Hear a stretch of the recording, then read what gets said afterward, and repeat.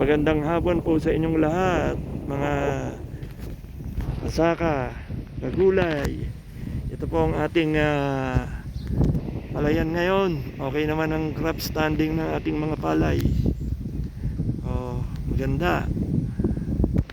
Kahit na dumaan ang bagyo, nakatayo pa rin. Yan ang ating inbreed RC512. Ito naman sa may kabilang side, ating talong na bagyo, maraming mga natumba. Yung iba natuyo na, mukhang nalanta, nabunot. Nabunot na, natumba na. Pero titingnan natin, baka makarecover pa to. Gagawa natin ang paraan. Lalagyan natin to ng Unique 16. Tigi isang kutsara, isang kutsarita bawat isang butas. Tingnan natin kung mabubuhay pa.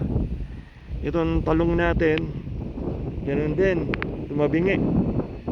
So susubukan natin na ito may pag-asa pa to.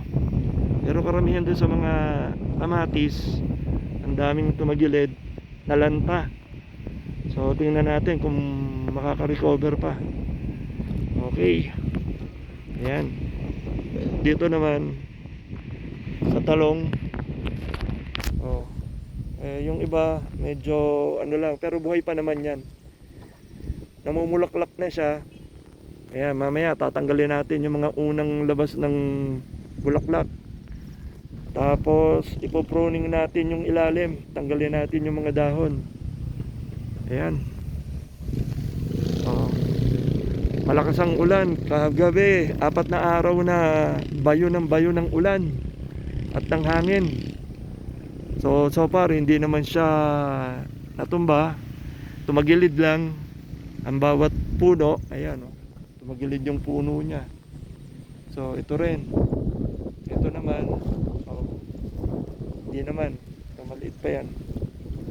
Itong isang to, malaki na pero tumagilid. Ayan. So nasa 30 days after transplanting. Ayan pong edad ng ating talong. Ayan. Okay, so mamaya maglalagay tayo ng Unique 16. Tig isang kutsarita bawat isa. Doon naman sa ating rice crop, maglalagay tayo ng, pag gumanda ang panahon, magsasabog tayo ng 1620 at saka ng Tripol 14. Yan.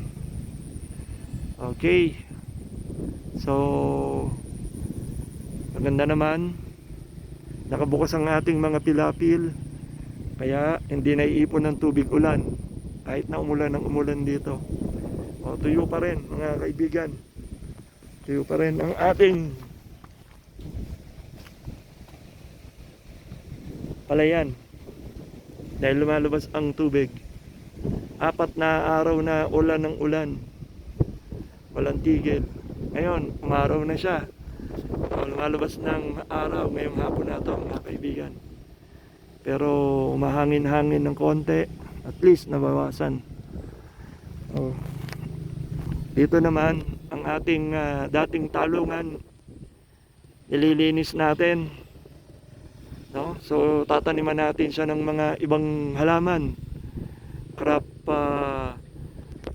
rotation tayo. Ito yung dating talungan. Tataniman natin ng okra, sitaw, sili, siling panigang, siling labuyo, tsaka kalabasa. Ayan, dito naman, ayan, itong gilid. Meron tayo dito ng papaya. Tumubo ito rito sa gilid lang ng stock room. Ayan, medyo malaki-laki na ang ating papaya. Ito naman ang ating langka, avocado pala. Ang ating avocado, mga kaibigan. Ayan, napagpag din ng hangin. Itong isang malaking papaya. Okay, so yan na po muna ang ating gagawin ngayon, mga kasaka, kagulay. Oh, ingat kayo sa bagyo. Magandang hapon po sa inyong lahat. Bye-bye!